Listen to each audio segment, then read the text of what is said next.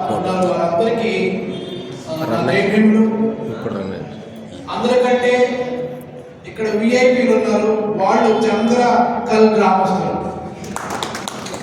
ఒక గ్రామంలో ముఖ్యులంతా తరలి రావడం ఒక పురస్కార ప్రదానానికి చాలా గొప్ప సాంప్రదాయం. ఆ చంద్రకల్ గ్రామస్తులందరికీ నేను ప్రత్యేకంగా నా ధన్యవాదాలు తెలియజేస్తున్నాను. చాలాసార్లు నాగర్ కర్నూలు వచ్చాను, కానీ ఇవాళ మశమ్మ స్మారక పురస్కార ప్రధాన సభలో మాట్లాడటం చాలా స్ఫూర్తివంతంగా ఉత్సాహంగా ఉంది. ఈ కార్యక్రమ నిర్వాహకులకు మరొకసారి అభినందనలు తెలియజేస్తూ, ఏలు కోసి ఇవ్వడానికి నేను ఏకలవ్యుడిని కాదు. ఏలు కోసి ఇవ్వడానికి నేను ఏకలవ్యుడిని కాదు. తల ఉంచి తపస్సు చేసుకోవడానికి నేను శంభుకుణ్ణి కాదు. దొంగ బాణంతో దెబ్బతీయడానికి వాలిని కూడా కాదు. దొంగ బాణంతో దెబ్బతీయడానికి వాలిని కూడా కాదు. నేను మనువు రెక్కలు విరిచే మనువు మక్కెలు విరిచే వాడిని. నేను మనువు మక్కెలు విరిచే వాడిని, రంగులని ఉరి తీసేవాడిని, ఈ దేవుళ్ళ చర్మం ఒలిచేవాడిని. ఏరు కోసి ఇవ్వడానికి నేను ఏకలవ్యుడు కాదు అన్నది ఎవరో కాదు, లక్ష్మీనరసయ్య గారు. ఈ కవితలో లక్ష్మీనరసయ్య గారి తాత్వికత చాలా స్పష్టంగా తెలుస్తుంది. ఇవాళ పురస్కార ముగ్గురు కూడా మూడో వ్యక్తి అన్న లక్ష్మీనరసయ్య గారు, యాకూబ్ అని కావచ్చు, వినోది గారు కావచ్చు. ఆ క్రమంలో ఇవాళ దళిత బహుజన సాహిత్యానికి ఇంకా స్పష్టంగా చెప్పాలంటే వర్తమాన తెలుగు సాహిత్యానికి ఒక దారి దీపంలా ఉన్నటువంటి వ్యక్తి అన్న లక్ష్మీనరసయ్య గారు. బాబాసాహెబ్ అంబేద్కర్ ఒక మాట అంటారు, నేను ప్రవాహంలో కరిగిపోయే మట్టి గడ్డను కాదు. నేను ప్రవాహంలో కరిగిపోయే మట్టి గడ్డను కాను, ప్రవాహము గతిని మార్చే పెద్ద శిఖరాన్ని అంటాడు బాబాసాహెబ్ అంబేద్కర్. అలా తెలుగు సాహిత్య విమర్శ ప్రవాహ గతిని మరో మలుపు తిప్పిన మహా విమర్శకులు మన లక్ష్మీనరసయ్య గారు.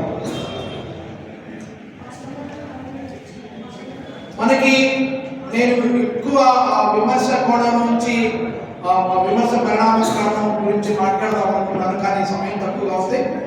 కొన్ని అంశాల గురించి మీకు మనం చేయడానికి ప్రయత్నిస్తాం. మేము సెంట్రల్ ఇన్స్టిట్యూట్లో చదువుకునేటప్పుడు బాగా సంప్రదాయ సాహిత్య ప్రభావంలోంచి హైదరాబాద్ సెంట్రల్ ఇన్స్టిట్యూట్కి వచ్చినప్పుడు అక్కడ చాలామంది మమ్మల్ని తీవ్రంగా ప్రభావితం చేశారు. మమ్మల్ని మేము దగ్ధం చేసుకొని దళిత అస్తిత్వంతో రాయడానికి చాలామంది కారణమయ్యారు. వాళ్ళల్లో ప్రముఖ వ్యక్తి అన్న లక్ష్మీనరసయ్య గారు. అలాగే యాకూబ్ అన్న కవిత్వం చదివి మేము ఉచిత పట్ల ఆసక్తి పెంచుకున్న తరం మాది. ఎక్కడో తెనాలి దగ్గర మండూరు అనే గ్రామంలో ఒక మంగలి కుటుంబంలో పుట్టినటువంటి వ్యక్తి. చదువుకుంటూనే క్షవరాలు చేసి, క్లాస్మేట్స్కి చదువుకుంటూనే క్షవరాలు చేసి, ఆ అవమానాలు పొంది, ఆ గాయాలు అనుభవించి, తండ్రి కమ్యూనిస్టు ఉద్యమ నాయకుడు, బాబాయి ఇంకొక ఉద్యమ నాయకుడు. వీళ్ళందరి ఆ కుటుంబ నేపథ్యమే సిపిఐ నేపథ్యం. ఆ నేపథ్యంలోంచి అన్న లక్ష్మీనరసయ్య గారు వచ్చిన తర్వాత ఇక్కడ కళాశాల విఎస్ఆర్ కళాశాలలో వర్ధన్రావు గారి గురువు యొక్క ప్రభావం, తర్వాత యూనివర్సిటీలో చదువుకునే సమయంలో విప్లవోద్యమ ప్రభావం, ఆ విప్లవోద్యమ ప్రభావంతో అన్న తెలుగు సాహిత్యంలోకి మొట్టమొదటిసారిగా వచ్చాడు. ఒక కవి ఎక్కడ టేకఫ్ తీసుకున్నాడు, ఎక్కడ ల్యాండ్ అయ్యాడు అనేది చాలా ప్రధానం. టేకఫ్ కి కారణాలేంటి, ల్యాండింగ్ కారణాలేంటి అనేది కూడా చాలా ప్రధానం. అలా విప్లవోద్యమం దగ్గర లక్ష్మణనరసింహ గారు టేకఫ్ తీసుకున్నారు. ఒక కవిగా, విప్లవ ఉద్యమ కార్యకర్తగా అక్కడ వారి ప్రయాణం మొదలైంది. నిద్రపోవడం కోసం ఆయుధం అనవరతం మేలుకొని ఉన్నారు.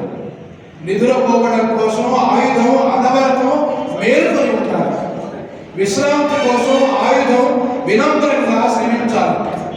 నీడ కోసం ఆయుధం ఎండల వర్షాన్ని కురిపించాలి అనే ప్రభావంతో అనే కవిత, ఇలాంటి ఎన్నో కవితలు రాస్తూ ఒక శ్రీశ్రీ, ఒక శివసాగర్, చలమండరాలు, శివారెడ్డి వీళ్ళ ప్రభావంలోంచి విప్లవవాదిగా తెలుగు సాహిత్యంలోకి అడుగుపెట్టారు లక్ష్మణనరసింహ.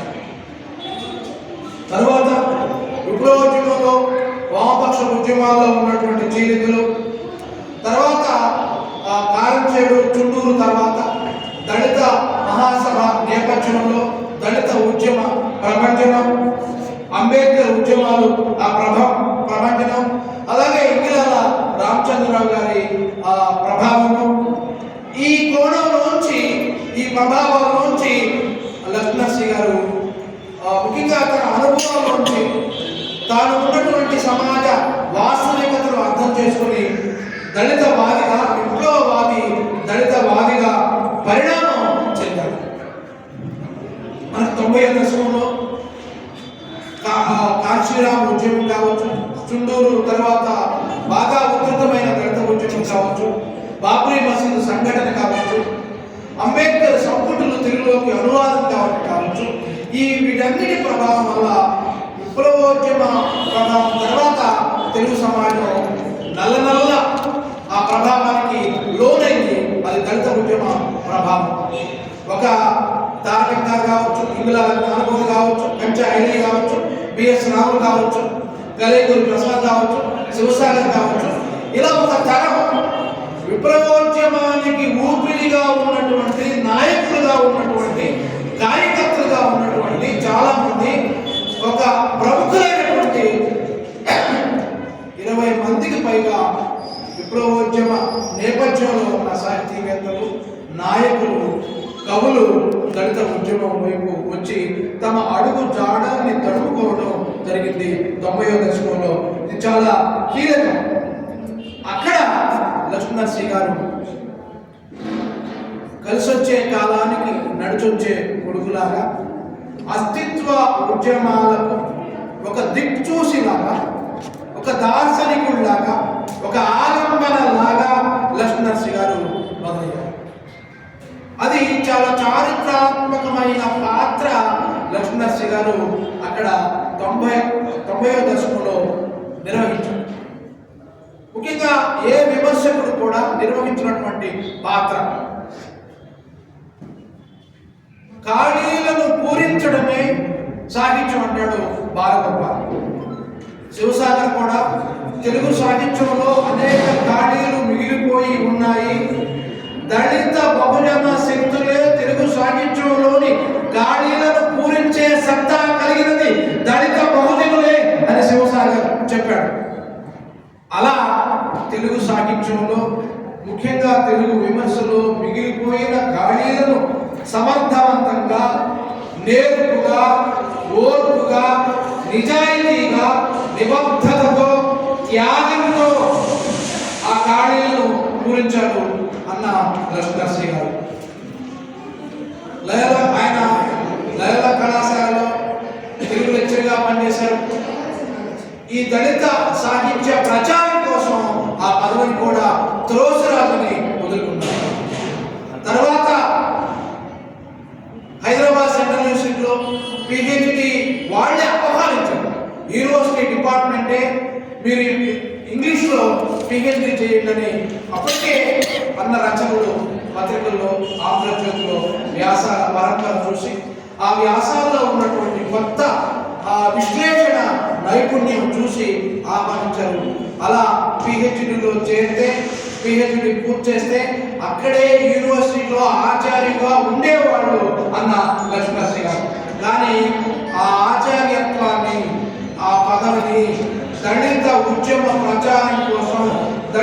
సాహిత్య ప్రచారం కోసం ఆ పదవిని త్రోసిరాలన్నాడు. దాన్ని ఒక గడ్డి పూచలాగా అలా పారేసేసి ఆ పరిశోధనని ఆయన దళిత సాహిత్య ఉద్యమం వైపు వచ్చాడు. ఇవాళ ఆయన రచనలు యూనివర్సిటీకి పరిశోధనకు ఆధార గ్రంథాలు అయ్యాయి. అదొక చాలా స్ఫూర్తివంతమైనటువంటి ప్రయాణం. 90వ దశకంలో అప్పుడప్పుడే మరాఠీ దళిత ఉద్యమ ప్రభావం 70వ దశకం తర్వాత రావడం, తర్వాత అక్కడక్కడ గాసడ బీసడగా ఉన్న అంటాడు నన్నయ్య కంటే ముందు గాసడ బీసడగా ఉన్న తెలుగు కవిత్వాన్ని నన్నయ్య ఒక దారి పట్టించాడు. అలా గాసడ బీసడగా ఉన్న దళిత రచనలను, దళిత కవిత్వాన్ని అక్కడక్కడ అప్పుడప్పుడే వస్తున్నటువంటి దళిత కవిత్వంలో ఒక అద్భుతమైన చైతన్యం తీసుకొచ్చాడు. మొత్తం తెలుగు సాహిత్యం తన వైపు చూసేలాగా చేశారు లక్ష్మీనరసింహ. అది సంపాదకుడుగా ఆయన ఒక చారిత్రాత్మకమైన పాత్ర పోషించాడు. మనందరికీ తెలుసు, చిక్కనవుతున్న పాట త్రిపునేని శ్రీనివాస్ గారితో తాను సంపాదకుడుగా ఇద్దరు కలిసి తెచ్చారు. తర్వాత పదినెక్కిన పాట 95, 96లో ఈ 2 పుస్తకాలు వచ్చాయి. ఆ పుస్తకాల ద్వారా దాదాపుగా 200 మంది దళిత, మైనార్టీ, బహుజన, గిరిజన, స్త్రీ వర్గాలకు చెందినటువంటి కవులు, కవయిత్రులు తెలుగు సాహిత్య మైదానంలోకి దూసుకువచ్చారు. ఆ రావడానికి కారణం వాళ్ళందరినీ ఆ రచనను సేకరించి రాసిపోసాడు. మన ముందు చిక్కనవుతున్న పాట, అలాగే పదునెక్కిన పాట కూడా.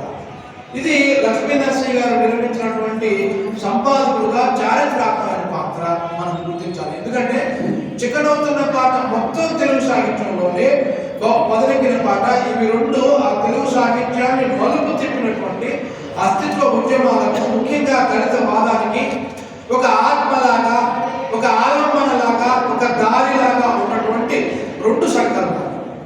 అంతకుముందు నీలి మేఘాలంతే సరే, అంతకుముందు వైతాళికులు ఉన్నాయి, అంతకుముందు ఆ పరంపర ఉంది. ఎవరైతే రాతకు దూరం చేయబడ్డారో, అక్షరానికి దూరం చేయబడ్డారో, సాహిత్యానికి దూరీకరింపబడ్డారో, ఆ జాతుల సాహిత్యాన్ని ఇది సాహిత్యము అని తెలుగు సాహిత్యం అర్థం చేసుకునేలాగా చిక్కనవుతున్న పాట, వదిలిన పాట ద్వారా లక్ష్మీనరసింహ గారు చేశారు. ఈ రోజుల్లో సంపాదకత్వం ఒక పుస్తకం తేవడం కష్టమైనప్పుడు కూడా అది కొంత అన్ని పత్రికల్లో రెడీమేడ్గా కవితలు అవైలబుల్గా ఉంటాయి. ఫేస్బుక్లోనో, కవితా సంపుటల్లోనో, పత్రికల్లోనో గమనిస్తే మనం పుస్తకం తీసుకురావచ్చు సంపాదకుడుగా ఒక పుస్తకం. కానీ 95లో అలా లేదు పరిస్థితి. మెయిన్ స్ట్రీమ్ పత్రికల్లో దళిత రచనలు, దళిత కవితలు వేసేవాడు కాదు. ఎక్కడో ఎదురీతులోనో, ఎక్కడో నలుపులోనో, ఎక్కడో దళిత రాజ్యంలోనో, ఎక్కడో గబ్బిలోనో, పత్రికల్లో, లేదా ఎక్కడో కవి సమ్మేళనంలోనో, లేదా ఎవరి ద్వారా మనకు తెలిసిన రచనలన్నింటినీ కూడా సేకరించాలి. 1000 కళ్ళతో పరిశీలిస్తే కానీ చిక్కనవుతున్న పాట, పదునెక్కిన పాట లాంటి సంకలనాలు తీసుకురావడం చాలా కష్టం. అలాంటి పని మన లక్ష్మీనరసింహ గారు చేశారు. తెలంగాణ దళిత కథని మీ అందరికీ ఈ మధ్య వింటారు. మన నిరంజన్ గారు, సంగశెట్టి గారు అద్భుతమైనటువంటి సంకలనం తీసుకొచ్చారు. తెలుగు సాహిత్యంలో 10 కాలాలు మిగిలిపోయేటువంటి దళిత కథా సంకలనాన్ని, అద్భుతమైనటువంటి ప్రామాణిక గ్రంథాన్ని తీసుకొచ్చారు.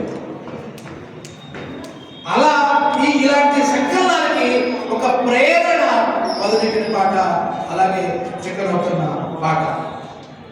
ఎందుకు లక్ష్మీనరసింహ గారు అంటే మీకు ఇష్టం అంటే,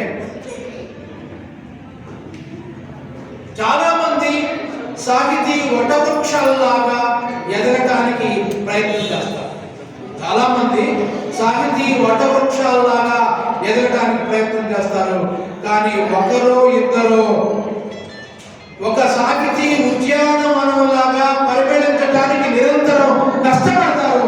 అలాంటి వ్యక్తి అన్న లక్ష్మీనరసింహ గారు. అది మా అందరికీ స్ఫూర్తి. ఇవాళ ఎందుకు ఐఎస్టీ ప్రోటోకాల్ కవి సంఘం అన్నాను అంటే, ఆయన యాకబాన్ని ముందుకు పోవడం కాకుండా తన పక్కన ఒక సైన్యాన్ని సమాయత్తం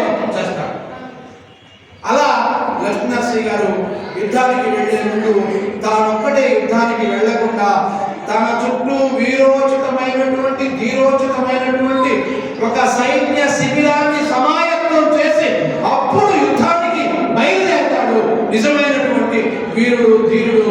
అలాంటి సాగించే వీరుడు ధీరుడు అన్న లక్ష్మణశ్రీ గారు. అలాగే కలేకర్ ప్రసాద్ ఒక గొప్ప మాట చెప్పారు, వ్యక్తిగత ఇమేజ్ కన్నా సామూహిక పరమైన ఇమేజ్ ద్వారా ఉద్యమాలకి గొప్ప స్ఫూర్తి కలుగుతుంది అన్నాడు. అలా ఒక సామూహిక ఇమేజ్కి కోసం, ఉద్యమ ఇమేజ్ కోసం, ఉద్యమ అస్తిత్వం కోసం ఏం చెయ్యాలో, ఏ రకమైన కార్యాచరణ ఉండాలో లక్ష్మణశ్రీ గారు పదనెక్కిన పాట ద్వారా, అలాగే చక్రవర్తి పాట ద్వారా తానొక్కడే పదనెక్కిన పాట పనంతా చేశారు. కానీ 12 మంది 11 మంది పేర్లు సంపాదక వర్గంలో చేశారు. ఎందుకంటే ఒక సామూహిక ప్రాతినిధ్యం ఉండాలి. తానొక్కడికే క్రెడిట్ కాకుండా ఇవాళ నాకే క్రెడిట్ కావాలి, ఎవరికి ఆ క్రెడిట్ వెళ్ళకూడదు అనేటువంటి ఒక ధోరణి ఇవాళ మనం చూస్తున్నాం. కానీ చాలా ప్రజాస్వామికమైనటువంటి ఎరుకతో ప్రాతినిధ్యం ఉండాలి. విభిన్న సామాజిక వర్గాలకు సమానమైనటువంటి ప్రాతినిధ్యం ఉండాలి. ఆ ప్రాతినిధ్యం ద్వారా తాను ముందడుగు వేశాడు లక్ష్మణశ్రీ గారు. చిక్కనవుతున్న పాటలో దేశీయ మార్క్సిజం అని చెప్పిన సంవత్సరంలో తను తాను దిద్దుకున్నాడు, తను తాను సరిదిద్దుకున్నారు. అంబేద్కరిజమే దళిత సాహిత్యానికి నిజమైనటువంటి తాత్విక భూమిక అని నిర్ధారించారు. అది చాలా హిస్టారికల్ అయినటువంటి ఒక గొప్ప స్టేట్మెంట్. ఇవాళ మార్క్స్, లెనిన్, మావో, అంతకుముందు గాంధీ, వీళ్ళ కేంద్రంగా మనం సాహిత్యం, తెలుగు సాహిత్యం ప్రయాణం చేస్తుంది. దాని పరిమితులు దానికి ఉన్నాయి. కానీ తెలుగు సాహిత్యాన్ని మార్క్సిజం నుంచి, లెనినిజం నుంచి, మావోయిజం నుంచి స్పష్టంగా అంబేద్కరిజం వైపు చూపించినటువంటి ఘనత మన లక్ష్మణశ్రీ గారి సాహిత్యంలో తప్పనిసరిగా. ఇలా రామచంద్ర గారు ఉన్నారు, దత్త పద్మారావు గారు, మా గురువు గారు చాలా రచనలు చేశారు. కానీ దీన్ని సాహిత్యపరంగా ఛానలైజ్ చేశారు లక్ష్మణశ్రీ గారు చాలా వ్యూహాత్మకంగా. తర్వాత వచ్చిన ప్రతి దాడిని సమర్థవంతంగా వాదన పటిమతో వ్యాసాల ద్వారా ఎదుర్కొన్నారు. ఎందుకు అంబేద్కర్? అది ఆయన చాలా కాన్షియస్గా ఆ పని చేశారు. అలాగే చిక్కనవుతున్న పాట ముందు మాట చివరిలో దళిత కవిత్వం ఇంకా సమగ్ర రూపం తీసుకోవాలంటే దళిత స్త్రీలు కవితలు రాసినప్పుడు ఎంతమంది దళిత స్త్రీలు కవిత్వం రాస్తారో అప్పుడు దళిత కవిత్వం సంపూర్ణత చేకూరుతుంది అనే మాటతో చిక్కనవుతున్న పాట ముందు మాట ఎండ్ అవుతుంది. పదినెక్కిన పాట దళిత స్త్రీల కవిత్వంతో ప్రారంభం. అంటే ఒక విషన్, స్త్రీల ప్రాతినిధ్యం, ముఖ్యంగా దళిత స్త్రీల ప్రాతినిధ్యం ఉండాలి అని ఒక దర్శ చేస్తే ఒక మద్దులు వినేశ్రీ, ఒక చల్లపల్లి స్వరూపురాణి, ఒక వర్రే రాణి, ఒక సీత మహాలక్ష్మి, ఇలాంటి దళిత స్త్రీల కవిత్వంతో పదినెక్కిన పాట ప్రారంభమవుతుంది. ఇవాళ మైనార్టీ సాహిత్యం పదినెక్కిన పాటలో మొట్టమొదటిసారిగా ముస్లిం కవుల యొక్క వాళ్ళ తాత్విక దృష్టి, వాళ్ళ జీవన సామాజిక వాస్తవికతతో పదినెక్కిన పాటలో వచ్చాయి. అలాగే తర్వాత బీసీ వాదంగా, బహుజన వాదంగా ఉద్యమంగా వచ్చింది.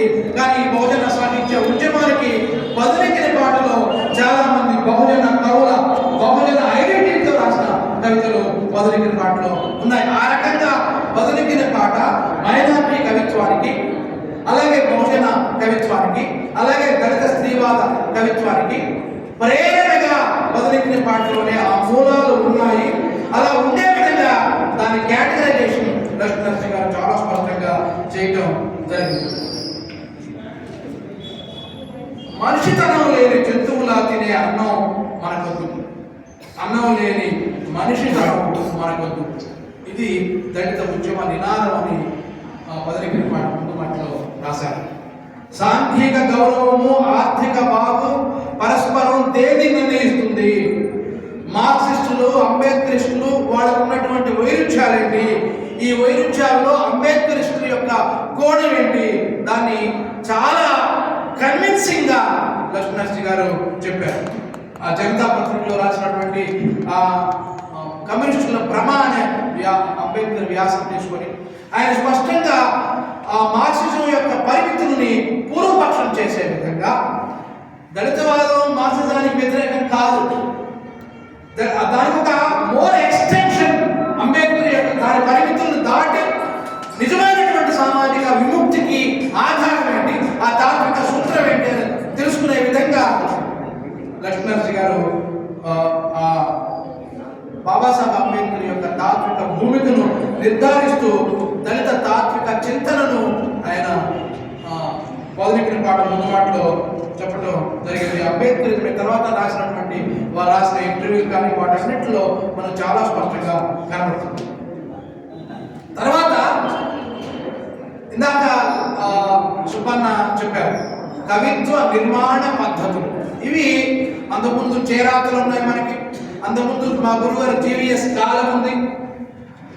చేరాతల్లో భాషా కోణంలోంచి కవిత్వాన్ని విశ్లేషించారు. బహుత్ యాకూబ్ అని కూడా చేరా రాశాడు, కొండేపొండ రాశారు. అలాగే టి సుబ్రహ్మణ్యం గారు ఎక్కువ ప్రాచీన సాహిత్యము, ఎక్కువ పద్య కవులు ఎక్కువ రాశారు. వాటికి భిన్నంగా ప్రాచీన అలంకార శాస్త్రము, అలాగే పాశ్చాత్య అలంకార శాస్త్రం, ఈ సమన్వయంలోంచి కవిత్వ నిర్మాణ పద్ధతుల్ని లక్ష్మీనరసింహ గారు ఆంధ్రజ్యోతిలో వారం రాయడం దాదాపు 2 ఏళ్ళు వచ్చింది. కవిత్వ నిర్మాణ పద్ధతులు చెప్పండి చెప్తాను ముగిస్తాను. అంటే ప్రదేశం నేను బహుశా ఒక 45 మినిట్స్ గంట క్లాస్ లాగా అనుకున్నాను. సరే, సమయం లేదు మిత్రులు అన్నట్టుగానే ఉంది. స్పీడప్ చేస్తాను. ఎందుకంటే మనము చాలా మందికి లక్ష్మీనరసింహ గారి కంట్రిబ్యూషన్ ఎన్ని కోణాల్లో ఉంది అనేది, అంటే సాహితీ విమర్శకులు కూడా చాలా మందికి తెలియదు. చాలా అందుకని అంటే ముఖ్యంగా ఆ విషయాలు మనం స్పష్టంగా చెప్పుకోవాల్సినటువంటి అవసరం ఉంది. అలా కవిత్వ నిర్మాణ పద్ధతులు ఎందుకు ఒక ఆలోచన కవిత్వమైంది, కవిత్వం కావడానికి సామాగ్రి, కవి తీసుకున్నటువంటి సామాగ్రి ఏమిటి, ఆ పరికరాలు ఏమిటి అని ఒక విశ్లేషణతో ఒక్కొక్క కవిని ఆ కవిత్వ నిర్మాణ పద్ధతుల ద్వారా శిల్ప సామాగ్రి ఎలా ఉంది, ఆ ఆనందవర్ధనుడు కోణం ఎలా ఉంది, లేదా ఇంకొక ఇలియట్ కోణం ఎలా ఉంది, ఈ 2 సమన్వయంలోంచి కవిత్వాన్ని విశ్లేషిస్తూ కవిత్వ నిర్మాణ పద్ధతులు తీసుకురావడం జరిగింది. అలాగే కొత్త కవులకి శిల్పపరమైన వెలుగులు తెలుసుకోవడానికి ఉపయోగపడింది. అలాగే పాత కవులకు కూడా ఇంకా సాంకేతికంగా ఇంకా ఎంత గొప్ప కవిత్వం రాయొచ్చో కూడా తెలుసుకోవడానికి అవకాశం ఏర్పడింది. లక్ష్మీనరసింహ గారు మామూలు వాక్యాలు కవిత్వంగా ఎలా మార్చవచ్చో, మామూలు చౌరాస్తాలో మాట్లాడుకునే మాటల్ని కవిత్వంగా ఎలా మార్చవచ్చో ఉదాహరణలు ఇవ్వడం ద్వారా కవిత్వం నేను కూడా రాయగలను అనే నమ్మకం కొత్త తరానికి కలిగింది. ఏది గొప్ప రచన అంటే, ఈ కవిత్వం నేను రాయలేను, ఇది నా వల్ల కాదు అని పారిపోతే అది గొప్ప విమర్శ కాదు. ఇంతేనా కవిత్వము, ఇది నేను కూడా రాయగలను అని వస్తే, నేను కూడా రాయగలను ఉత్సాహం పాఠకుల్లోకి బట్వాడ అయితే అది గొప్ప విమర్శగా మనం భావించాలి. అలా కళ్ళు లోతుకు పీక్కుపోయాయి అని వచ్చినాం. లక్ష్మీనరసింహ గారు కోట్ చేశారు, కళ్ళు లోతుకు పీక్కుపోయి అంటారు మామూలుగా. కళ్ళ కింద బావులు ఏర్పడ్డాయి అంటే కవిత. వచ్చిన మామూలు కవిత్వంగా ఎలా మారుకోవాలి, ఎక్కడ చూసినా నేలంతా రొయ్యల చెరువులే మనకు తెలుసు. అది ఎలా మారిన కవిత్వంగా, రొయ్యల మడుగుల కింద భూమాత గడేవరం. ఒక ఇమేజ్, ఒక భావచిత్రం ఉన్నదాన్నే మార్చడం వల్ల, ఒక్క వాక్యం మార్చడం వల్ల ఎలా సాధ్యమైందో ఇలా అనేక ఉదాహరణలు ఉన్నాయి. నదికి చెమట పోసింది, ఆయనే ఉదాహరణ సమకూర్చుకున్నాడు. ప్రజల్లోంచి ఉదాహరణ తీసుకున్నాడు, కవుల్లోంచి కవిత వాక్యాలు తీసుకొని, అలాగే వాక్యాలు తీసుకొని దానికి దీనికి ఉన్న వ్యత్యాసాన్ని చాలా సాధికారికంగా తన కవిత్వ రచనలో మిస్ప్లేస్మెంట్, ముఖ్యంగా దాంట్లో చాలా పారిభాషిక పదాలు ఉన్నాయి. అంతకుముందు మన కవిత్వంలో తక్కువ మిస్ప్లేస్మెంట్, దాన్ని ఏమనాలి, వస్తు స్థాన భ్రంశ పద్ధతి. అలా శివారెడ్డి కవిత్వంలో ఎలా ఉంది, తానే లక్షణాన్ని చెప్పాలి, ఆ లక్షణాన్ని అప్లై చేయాలి. శివారెడ్డికో, శివసాగర్కో, యాకూబ్ మనకో ఎవరికో అప్లై చేయాలి. అలా భరతుడు విభావాలు, అనుభవాలు, అలాగే ఇలియట్ ఆబ్జెక్టివ్, కోరిలేటివ్, వీటన్నిటికీ కూడా వస్తు తత్సంబంధి అనే పారిభాషిక పదాన్ని అన్న ఖాయం చేశారు. అలాగే లాంగ్వేజ్ ఆఫ్ గెస్చర్, కాలరెడ్జ్ కానీ, ఆర్పి బ్లాక్మర్ కానీ, ఇలా అనేక మంది ఆంగ్ల కవులు, అలాగే ప్రాచీన అలంకారికుల యొక్క అభిప్రాయాన్ని సమన్వయం చేస్తూ ఆడిటరీ ఇమాజినేషన్, అలా అనేక అంశాన్ని కవిత్వంలో, కవితా నిర్మాణ పద్ధతుల్లో చెప్పడం జరిగింది. అలాగే తర్వాత సామాజిక కళా విమర్శ అనే పుస్తకం, దీనికంటే పూర్తిగా భిన్నమైంది. సామాజిక కళా విమర్శ అనే పుస్తకం కవితా నిర్మాణ పద్ధతులు టెక్నిక్ సంబంధించి, అందరికీ కవిత్వం రాసే విధానాన్ని ఒక ట్రైనింగ్ క్లాస్ లాంటిది కవితా నిర్మాణ పద్ధతులు. దాన్ని మామూలు సాధారణ పాఠకులు, అంటే సాహిత్యంతో సంబంధం లేని సాధారణ పాఠకులకు ఆ నిర్మాణ పద్ధతుల్ని అంగీకరించాడు. మా గురుగారు లాంటి ఆచార్య ముదిగొండ వీరభద్రి గారు లాంటి వాడు కూడా ఆ నిర్మాణ పద్ధతుల్ని అంగీకరించాడు. అది గొప్ప విషయం. సంప్రదాయ విమర్శకుల్ని, ఇటు ఆధునిక విమర్శకుల్ని కూడా కవితా నిర్మాణ పద్ధతులు బాగా ఆకట్టుకున్నాయి. అలా సామాజిక కళా విమర్శ కూడా దీంట్లో వస్తు శిల్పాల ఐక్యత ఎలా ఉంది, కేవలం వస్తువుకే ప్రాధాన్యత, శిల్పానికి కాదా, సామాజిక కళాంశాల సమన్వయంతో ఎలా రాయాలి అనే అంశాలతో అనేక మంది వ్యాసాలని దళిత కవిత్వం కావచ్చు, శ్రీవాదం కావచ్చు, అనేక మంది కవుల్ని విశ్లేషిస్తూ రాసినటువంటి వ్యాసాలు. ఈ సామాజిక కళా అంశాల్లో సమతుల్యత సాధించాలని ప్రతిపాదిస్తూ లక్ష్మీ అనేక వ్యాసాలు రాశారు. తర్వాత దళిత సాహిత్యము తాత్విక దృక్పథం, ఇది ఇంగ్లీష్లో కూడా వచ్చింది, the essence of Dalit poetry. దీంట్లో ఇది దళిత సాహిత్య విమర్శకు ఒక ప్రామాణికమైన ఆధార గ్రంథంగా ఇప్పటికీ మనకు దాంట్లో కనబడుతుంది. దళిత స్త్రీవాదం గురించి, అలాగే బహుజనవాదం మీద వ్యాసం, అలాగే దళిత ఈస్థెటిక్స్, అప్పటి వరకు దళిత ఈస్థెటిక్స్ అనే పదమే లేదు. అలా దళిత ఈస్థెటిక్స్ కావచ్చు, తెలంగాణ దళిత కవిత్వం కావచ్చు, అప్పుడే 98లోనే తెలంగాణ దళిత కవిత్వం గురించి ప్రత్యేకమైనటువంటి అధ్యయనం దాంట్లో మనకు కనబడుతుంది. ఇలా అస్తిత్వ ఉద్యమాలకు సంబంధించినటువంటి అనేక సాహిత్య విశ్లేషణ వ్యాసాలు మనకి దళిత సాహిత్య విమర్శలో ఉంటాయి. అలాగే తర్వాత ముఖ్యమైన పుస్తకం కవిత్వం చర్చనీయాంశాలు, యాకూబ్ అన్న కవి సంగమం ద్వారా తీసుకొచ్చారు. లక్ష్మీశ్రీ గారి కవితా నిర్మాణ పద్ధతులకు ఒక మోర్ ఎక్స్టెన్షన్ లాగా ఈ కవిత్వం చర్చనీయాంశాలు అనేటువంటి పుస్తకం చాలా విమర్శ ప్రస్థానంలో చాలా మంచి గొప్ప పుస్తకంగా, ప్రామాణికమైన పుస్తకంగా మనం భావించాల్సినటువంటి అవసరం ఉంది. దీంట్లో అనేక విషయాలు, దీంట్లో యాంటీ పోయిటరీ అంటే ఏంటి, అలాగే కవిత్వం భాష అంటే అనేక అంశాలు దీంట్లో ఈ కవిత్వము చర్చనీయాంశాలు అనే పుస్తకంలో చర్చించడం జరిగింది. భాషా కోణం కావచ్చు, శిల్ప కోణం కావచ్చు, ముఖ్యంగా ఒక పోతులు, వీరబ్రహ్మం, వేమన వాళ్ళని యాంటీ పోయిటరీ కోణం నుంచి వాళ్ళని ఎలా విశ్లేషించాలి అనేటువంటి అంశాలు లక్ష్మీ గారు చాలా స్పష్టంగా ఆ పుస్తకంలో చెప్పడం జరిగింది. టీవీ షెల్లి కావచ్చు, లేకపోతే క్యాలెస్ కావచ్చు, అలాగే మానవ గుణారోపణ కావచ్చు, అవన్నీ కూడా కవితా నిర్మాణ పద్ధతుల్లో చెప్పడం. తర్వాత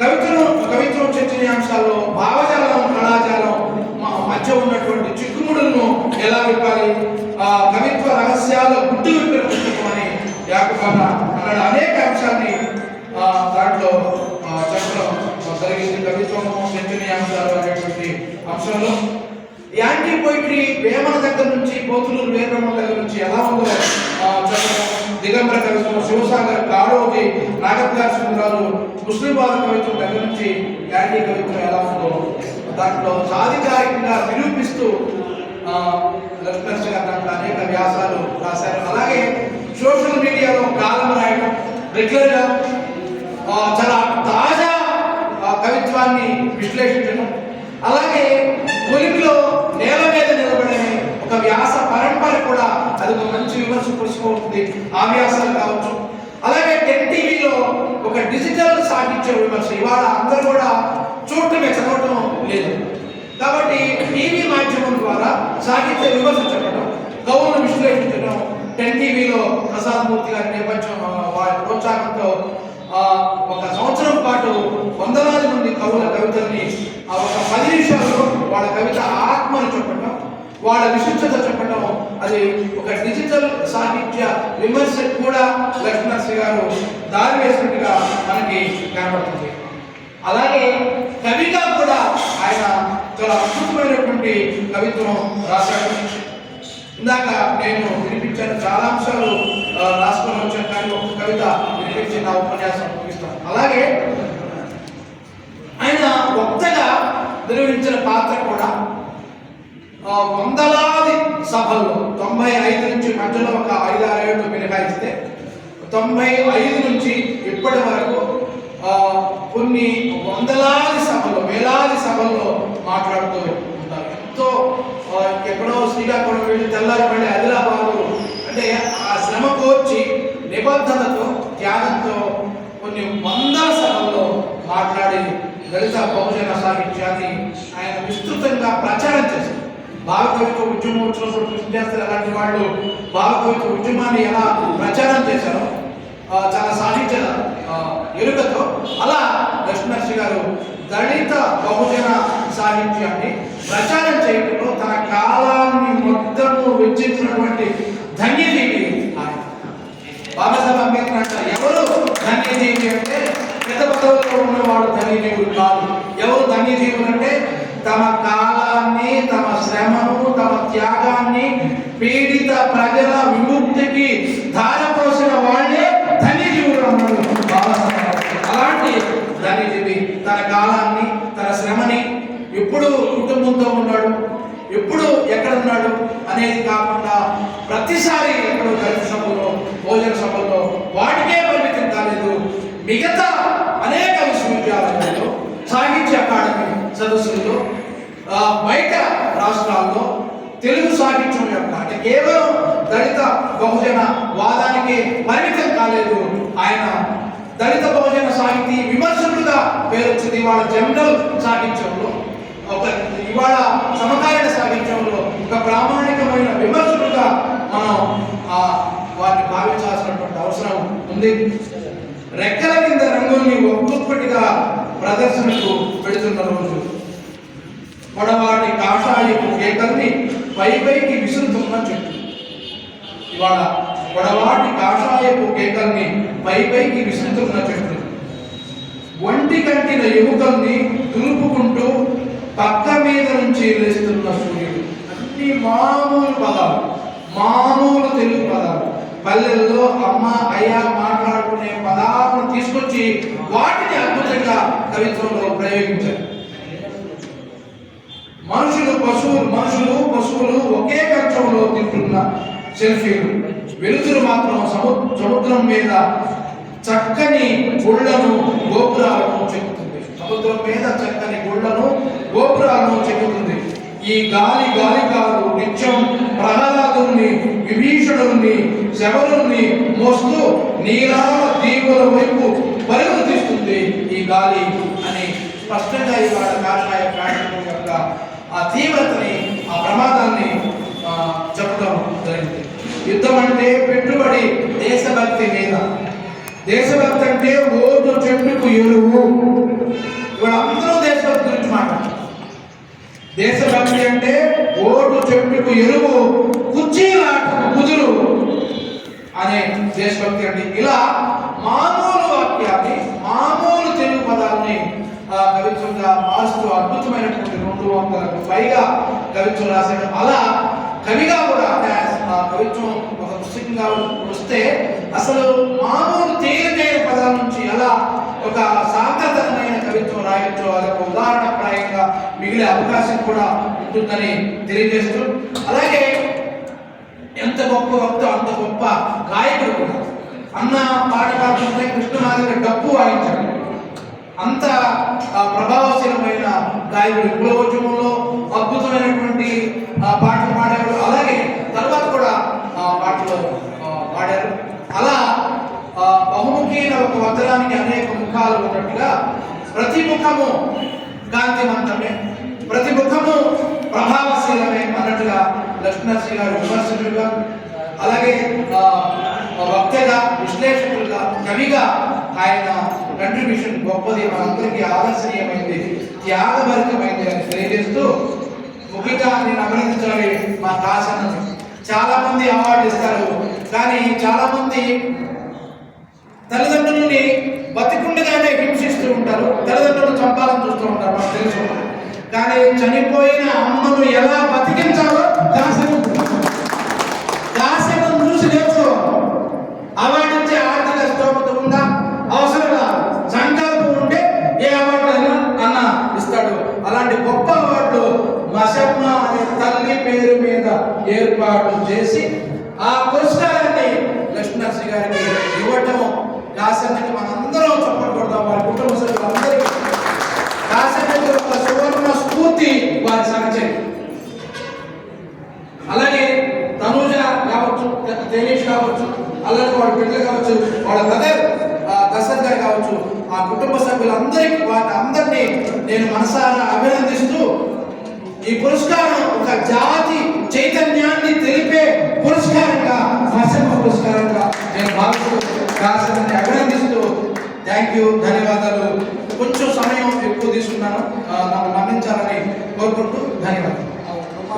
థ్యాంక్ యూ.